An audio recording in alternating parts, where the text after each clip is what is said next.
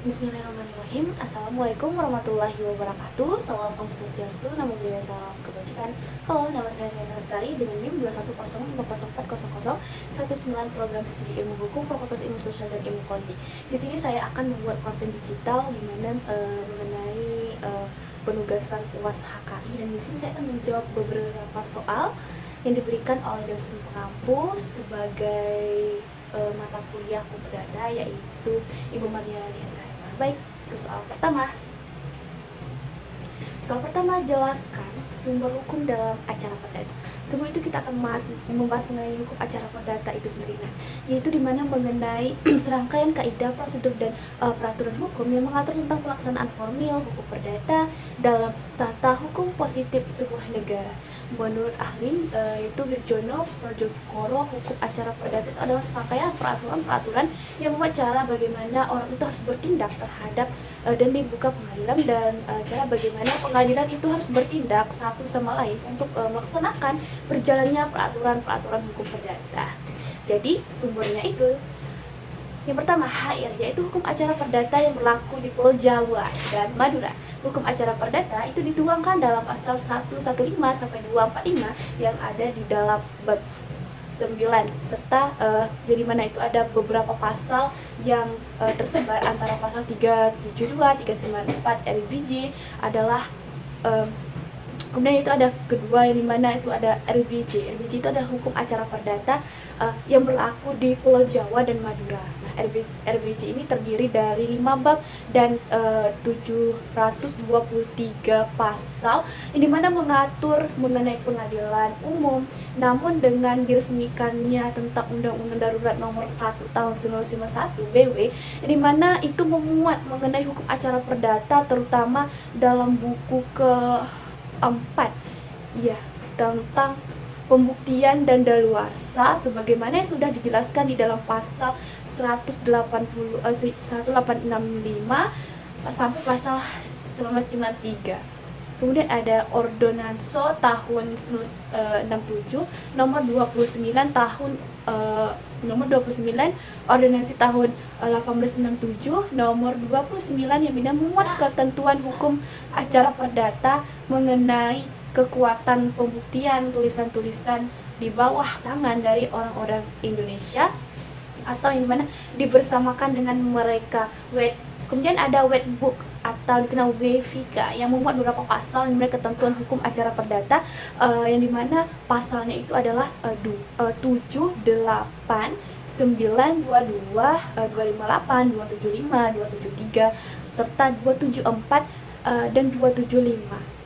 Nah, kemudian selain itu ada juga mengatur mengenai UU nomor 37 tahun 2004 mengenai tentang kepailitan dan penundaan kewajiban pembayaran utang yang memuat berbagai sejumlah ketentuan hukum acara perdata khusus untuk kasus kepailitan. Kemudian ya, Undang-Undang Nomor 20 Tahun 1947 tentang peradilan ulangan di Jawa Tengah Madura yang berlaku sejak 24 Juni 1947. Pengesahan UU ini menghapus mengenai peraturan banding dalam HIR 188 sampai 194 Undang-Undang Darurat Nomor 1 Tahun 1991 mengenai tindakan sementara untuk menyelenggarakan kesatuan susunan kekuasaan dan acara pengadilan sipil. Kemudian ada Undang-Undang Nomor 4 Tahun 2004 itu tentang kekuasaan kehakiman, ketentuan hukum acara perdatanya yang dimana dimuat di dalam pasal 5 ayat 2 dan pasal 36 ayat 3. Nah, undang-undang itu tadi merupakan telah diganti dengan Undang-Undang Nomor 48 Tahun 2019 mengenai kekuasaan kehakiman. Undang-Undang Nomor 1 Tahun 1974 ini tentang perkawinan yang memuat sejumlah ketentuan hukum acara perdata di mana khusus untuk memeriksa dan menyelesaikan semua perkara perdata tentang perkawinan, pencegahan pembatalan perkawinan dan perceraian. Di mana itu di dalam sudah diterapkan di dalam pasal 4, 5, 6, 7, 9, 17, 18, 25, 28, 38, 39, 40, 55, 60, 63, 65, dan 66. Kemudian terdapat juga yang dimana dikenal Undang-Undang Nomor 14 Tahun 1985. Nah, undang-undang ini yaitu berlaku berlaku itu sejak tanggal 30 Desember 1985, ini mana mengenai tentang Mahkamah Agung. Nah, undang-undang ini kemudian itu mengalami berbagai perubahan dengan undang-undang, yaitu Undang-Undang Nomor 5 tahun 2004, lalu diubah lagi dengan Undang-Undang Nomor 3 tahun 2019. Nah, namun di dalam hukum acara perdata ini itu tidak mengalami perubahan Undang-Undang Nomor 2 tahun 1986. Ini adalah undang-undang yang berlaku sejak 8 Maret tahun 1986, di mana itu mengenai tentang peradilan umum, Undang-Undang Nomor 18 peradilan umum, dan serta itu ada Undang-Undang Nomor 18 tahun 2003, yaitu undang-undang yang berlaku sejak 5 April 2003 tentang advokat, serta jurisprudensi peraturan Mahkamah Agung, hukum acara perdata, dan dimuat dalam pasal 79 Undang-Undang Nomor, kemudian dalam pasal 79 Undang-Undang Nomor 14 tahun 1985. Kemudian disebutkanlah, setelah saya membahas soal nomor 1 mengenai sumbernya, dan saya akan menjelaskan yang nomor 2, yaitu mengenai asas-asas hukum acara perdata. Nah, asas hukum acara perdata itu yang dikenal di mana hakim bersifat pasif. Hakim bersifat menunggu. Hakim bersifat menunggu, yang mana yaitu hakim itu menunggu diajukannya perkara gugatan, dengan kata lain hakim itu tidak boleh aktif mencari perkara. Nah, yang kedua ada hakim pasif. Hakim pasif, kalau dikenal dengan hakim pasif, ya mungkin hakim itu hanya berdiam atau gimana. Nah, jadi hakim pasif ini yaitu ruang lingkup atau luas pokok sengketa yang diajukan kepada hakim itu ditentukan oleh pihak yang berperkara dan bukan oleh hakim aktif, yang dimana untuk melancarkan jalannya persidangan, membantu pihak mencari kebenaran sampai dengan pelaksanaan putusan sidang pengadilan terbuka untuk umum. Artinya setiap orang boleh menghadiri dan mendengarkan pemeriksaan perkara di persidangan. Hal ini secara tegas dituangkan dalam pasal 13 ayat 1 dan 2 Undang-Undang Nomor 48 tahun 2011 mendengar kedua belah, yaitu hakim tidak boleh menerima keterangan dari salah satu pihak lawan tidak didengar, atau tidak boleh menerima keterangan dari salah satu pihak sebagai pembenar apabila pihak itu lawan tidak dengar atau tidak diberi kesempatan untuk mengeluarkan pendapatnya. Putusan harus disertai alasan. Nah, alasan ini merupakan argumentasi sebagai pertanggungjawaban hakim kepada masyarakat.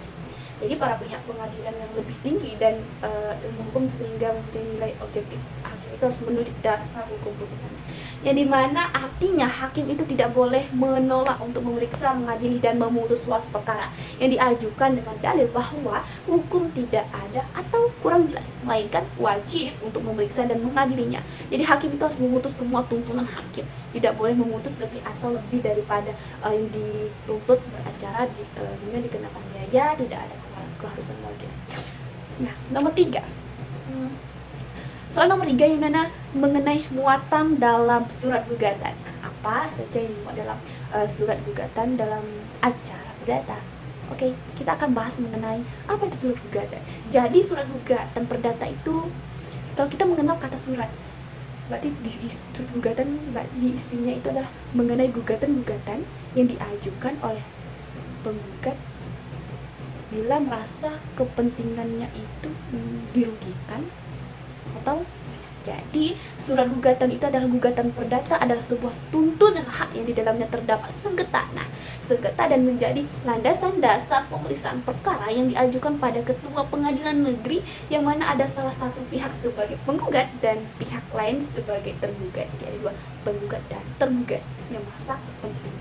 Nah, berdasarkan pasal 118 HR bahwa gugatan itu dibuat dalam bentuk surat permohonan yang ditandatangani oleh penggugat atau wakilnya. Jadi, di mana itu ada memuat identitas para pihak, nama lengkap atau nama tempat tinggal. Jadi, kalau dalam identitasnya tuh seperti nama, tempat tinggal, agama dan lain sebagainya itu harus jelas dan tidak boleh sembarangan. Apalagi untuk mengajukan gugatan kepada penggugat harus benar-benar jelas dan rinci. Kemudian dasar gugatan atau fundamental petandi, kemudian unsur fundamental petandi, adanya posita yang dianggap lengkap yang membuat dasar hukum, dasar fakta, tuntunan gugatan atau petitum gugatan. Petitum ini apa yang diminta atau tuntunan supaya itu diputuskan oleh pengadilan. Kemudian selanjutnya itu mengenai dalam bentuk apa sih pembuktian dalam acara perdata. Nah, sebagaimana yang sudah diatur dalam pasal 164 HIR, di mana itu ada HIR 284 RSBJ, di mana alat-alat bukti yang sah menurut acara perdata itu terdiri dari surat, ada 2, yaitu akta otentik. Nah, akta otentik ini yang kemudian akta di bawah tangan dan surat biasa, saksi-saksi, persangkaan, sumpah itu jadi merupakan dari alat bukti dalam persidangan acara perdata. Yang selanjutnya mengenai jenis upaya hukum dalam acara perdata. Saya akan menjelaskan mengenai penjelasan ini mengenai jenis upaya hukum dalam acara perdata atau apa saja.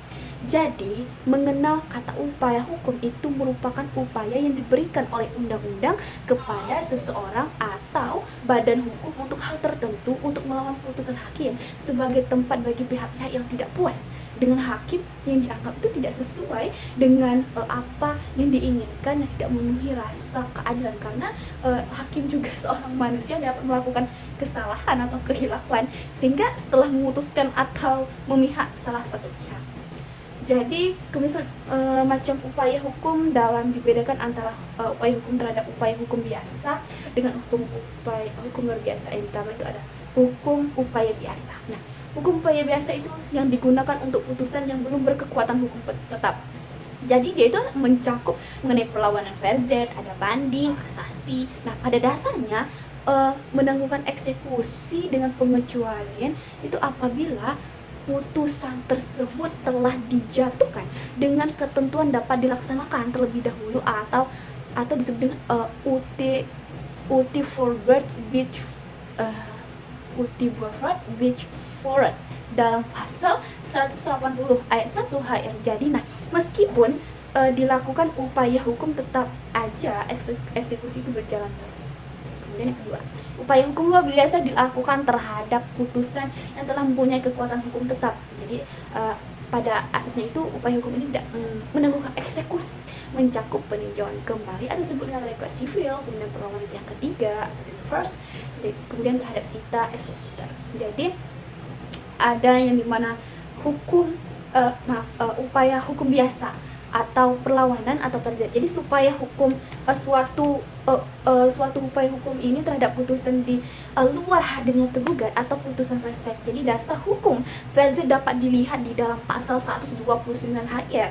Nah, verzet ini dapat dilakukan dalam tempos atau tenggang waktu, di mana itu diberikan selama 14 hari. Jadi termasuk hari libur.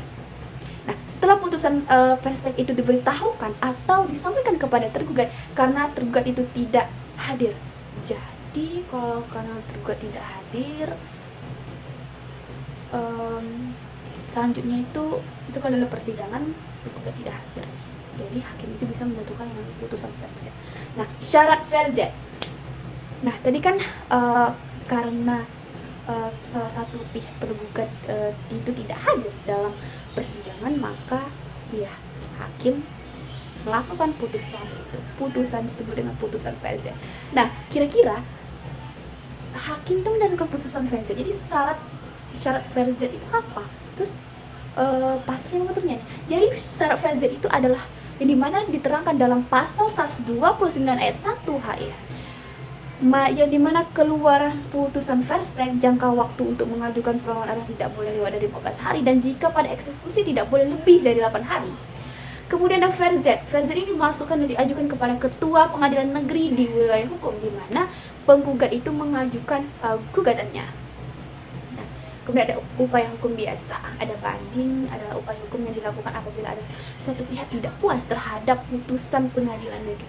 Jadi, dasar hukumnya adalah Undang-Undang Nomor 4 Tahun 2004 mengenai perubahan atas Undang-Undang Pokok Kekuasaan dan Undang-Undang Nomor 20 Tahun 1947 tentang peradilan ulangan. Jadi permohonan banding kasus diajukan kepada panitera pengadilan negeri yang menjatuhkan putusan yang dimana sudah dijelaskan di dalam pasal 7 Undang-Undang Nomor 20 tahun 1947.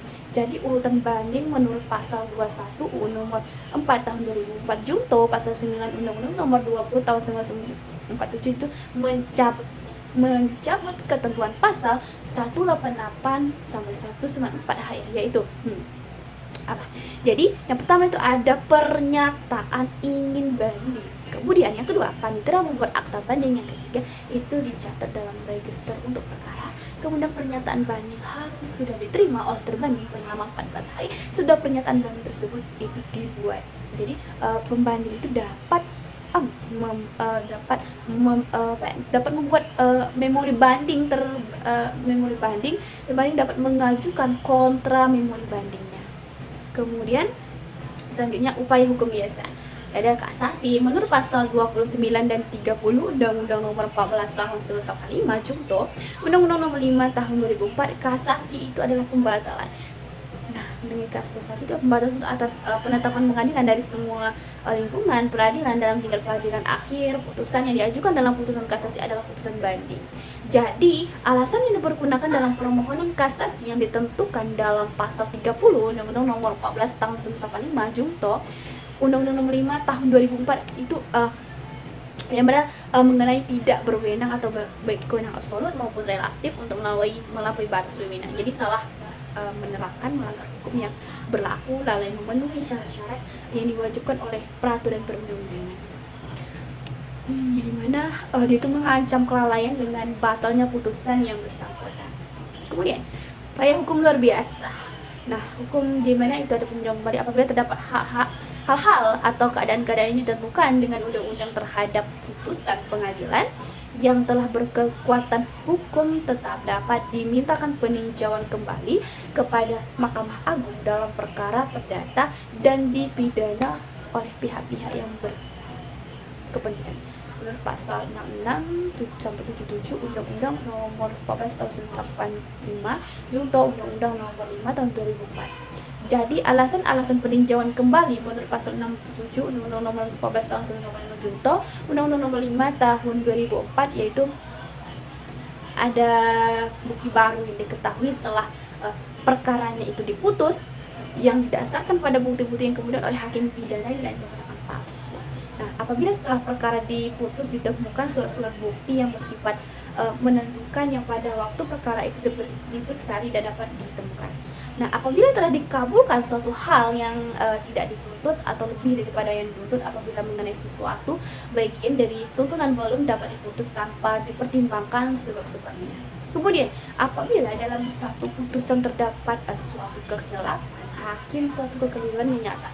Jadi, tenggang waktu pengajuan selama 180 hari. Selama 180 hari setelah putusan berkekuatan hukum tetap. Berdasarkan pasal 69 UU 14 tahun 1945. Mahkamah Agung itu memutus permohonan peninjauan kembali pada tingkat pertama dan terakhir pasal 70 Undang-Undang. Kemudian upaya hukum luar biasa atau disebut dengan dendo fresh terjadi apabila dalam suatu putusan pengadilan itu merugikan kepentingan dari pihak ketiga, maka pihak ketiga tersebut dapat mengajukan perlawanan terhadap putusan tersebut. Dasar hukumnya ya, pasal 378, 384 FI dan pasal 195 ayat 6 HR dikatakan sebagai hukum upaya hukum luar biasa itu karena pada dasarnya suatu putusan hanya mengikat pihak yang berperkara saja atau pihak penggugat dan tergugat tidak mengikat pihak ketiga, tapi dalam hal ini hasil putusan akan mengikat orang lain atau pihak ketiga. Oleh sebab itu dikatakan luar biasa. Jadi Danfors diajukan ke pengadilan negeri yang memutus perkara tersebut pada tingkat pertama. Oke, nomor selanjutnya mengenai prosedur banding dalam acara perdata. Kita akan mengenal berkas-berkas. Jadi adanya berkas-berkas itu diserahkan pada panitera perdata sebagai petugas pada meja 2, kemudian loket pertama yang pendaftaran terhadap permohonan banding, kemudian permohonan banding dapat diajukan itu ke panitera pengadilan negeri dalam waktu 14 hari terhitung keesokan harinya setelah putusan diucapkan atau setelah diberitahukan kepada pihak-pihak yang tidak hadir dalam pembacaan putusan.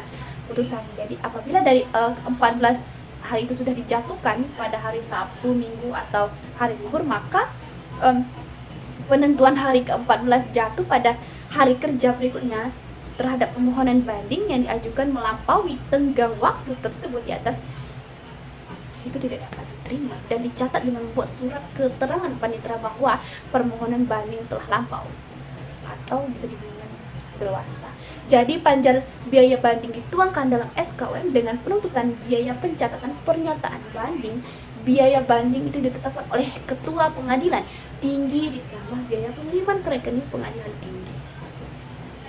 Nah, jadi ongkos pengiriman berkas, biaya pemberitahuan atau BP, ada BP akta, banding, BP memori, banding, BP kontra, memori banding, BP untuk memeriksa berkas bagi pembanding, BP untuk memeriksa berkas bagi terbanding, BP putusan bagi pembanding, BP putusan bagi terbanding, SKUM atau surat kuasa untuk membayar dibuat dalam rangkap 3. Lembar pertama untuk mohon, lembar kedua untuk kasir, lembar ketiga untuk lampiran. Dalam berkas permohonan menyerahkan berkas permohonan banding yang dilengkapi dengan SKUM kepada yang pihak bersangkutan agar membayar yang uang panjang yang tercantum dalam SKUM kepada pemegang kas pengadilan negeri. Pemegang setelah menerima pembayaran dan menandatangani bukukan saldo lunas pada SKUM. Jadi pemegang kas kemudian membukukan uang panjang biaya perkara sebagaimana tercantum dalam SKUM pada buku jurnal keuangan perkara. Jadi pernyataan banding dapat diterima apabila panjar biaya perkara banding yang ditentukan dalam SKUM oleh meja pertama telah dibayar. Nah, apabila panjar biaya banding yang telah dibayar lunas, maka pengadilan ini wajib membuat akta pernyataan banding dan mencatat permohonan banding tersebut dalam register induk perkara perdata dan register permohonan banding. Jadi permohonan banding dalam waktu 7 hari kalender harus telah disampaikan kepada lawannya tanpa perlu menunggu diterimanya memori banding. Jadi tanggal penerimaan memori dan kontra memori banding itu harus dicatat dalam buku register induk perkara perdata dan register permohonan banding. Kemudian disalinnya dihadapkan kepada masing-masing lawannya dengan memberitahukan relas pemberitahuan atau penyerahan sebelum berkas perkara dikirim ke pengadilan tinggi. Itu harus diberikan kesempatan kepada kedua belah untuk mempelajari atau memeriksa berkas perkara dan dituangkan dalam relas dalam waktu 30 hari sejak permohonan banding diajukan. Jadi berkas banding berupa berkas A dan B misalnya harus sudah dikirim ke pengadilan tinggi. Biaya perkara banding untuk pengadilan tinggi itu harus disampaikan melalui bank pemerintah atau kantor pos. Jadi dan tanda bukti pengiriman yang harus dikirim bersamaan dengan pengiriman berkas yang bersangkutan pencabutan permohonan banding diajukan kepada ketua pengadilan negeri yang ditandatangani oleh pembandingnya. Jadi harus diketahui oleh prinsipal apabila permohonan banding itu diajukan oleh kuasa. Di mana dengan menyertakan akta panitera pencabutan permohonan banding itu harus segera dikirim oleh panitera ke pengadilan tinggi disertai akta pencabutan yang ditandatangani oleh panitera. Kemudian selanjutnya di mana soalnya itu dijelaskan prosedur kasasi dalam acara perdata, mengenai prosedur kasasi dalam acara perdata. Baik, di mana permohonan kasasi dalam perkara perdata itu disampaikan secara tertulis atau lisan melalui panitera pengadilan tingkat pertama yang telah memutus perkaranya dalam tenggang waktu 14 hari sesudah putusan atau penetapan pengadilan yang dimaksudkan dan diberitahukan kepada pemohon. Apabila tenggang waktu 14 hari tersebut telah lewat tanpa ada permohonan kasasi di mana diajukan oleh pihak berperkara, maka pihak yang berperkara ini dianggap telah menerima putusan. Nah, jadi setelah pemohon membayar biaya perkara panitera tersebut sesuai dengan ayat 1 mencabut permohonan tersebut, ya jadi permohonan kasasi dalam buku daftar dan pada hari itu juga membuat akta permohonan kasasi yang dilampirkan pada berkas perkara. Jadi selambat-lambatnya dalam hal tersebut diberikan dalam 7 hari setelah permohonan kasasi terdaftar. Jadi panitera pengadilan dalam tingkat pertama yang memutus perkara tersebut memberitahukan secara tertulis mengenai permohonan itu kepada pihak lawan dalam pengajuan permohonan kasasi. Jadi pemohon wajib menyampaikan pula memori kasasi yang memuat alasan-alasannya dalam tenggang waktu 14 hari setelah permohonan yang dimaksud dicatat dalam buku daftar. Panitera pengadilan yang memutus perkara dalam tingkat pertama, di mana itu memberikan tanda terima atas penerimaan memori kasasi dan menyampaikan salinan memori kasasi tersebut kepada pihak lawan dalam perkara. Ini masuk dalam waktu lambat-lambatnya itu 30 hari pihak lawan berhak itu mengajukan surat jawaban terhadap memori kasasi kepada panitera sebagaimana dimaksud dalam pasal ayat 1 dalam tenggang waktu 14 hari sejak tanggal terimanya salinan memori kasasi setelah menerima memori kasasi dan jawaban terhadap memori kasasi. Nah, sebagaimana dimaksudkan dalam pasal 47, panitera pengadilan yang memutus perkara dalam tingkat pertama itu mengirimkan permohonan kasasi. Memori kasasi ini adalah jawaban atas beserta berkas-berkasnya kepada Mahkamah Agung dalam waktu selambat-lambatnya 30 hari. Panitera Mahkamah Agung itu mencatat permohonan kasasi tersebut dalam buku daftar dengan membuka nomor urut, tanggal penerimaannya, membuat catatan singkat tentang isinya dan melaporkan semua itu kepada Mahkamah Agung. Lalu selanjutnya, bagaimana kedudukan mediasi dalam acara perdata?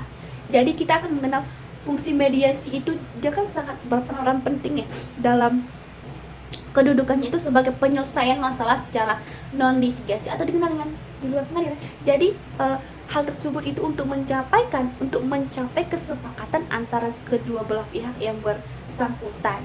Nah, mediasi sendiri itu upaya penyelesaian konflik dengan melibatkan pihak ketiga yang netral yang tidak memiliki kewenangan mengambil keputusan yang membantu pihak yang bersengketa mencapai penyelesaian atau dikenal dengan sebuah solusi yang diterima oleh kedua belah pihak.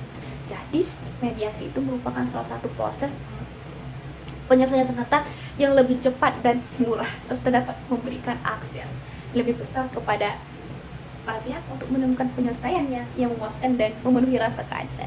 Jadi, mediasi itu adalah cara penyelesaian sengketa melalui proses perundingan untuk memperoleh kesepakatan para pihak dengan dibantu oleh seorang mediator. Baik, itu saja yang dapat saya sampaikan. Untuk apabila ada kesalahan kata, berkata, dan sikap saya yang kurang berkenan atau lain sebagainya, mohon dimaafkan. Saya tutupi dengan wabillahi taufiq wal hidayah. Baik, itu saja. Terima kasih. Wassalamualaikum warahmatullahi wabarakatuh.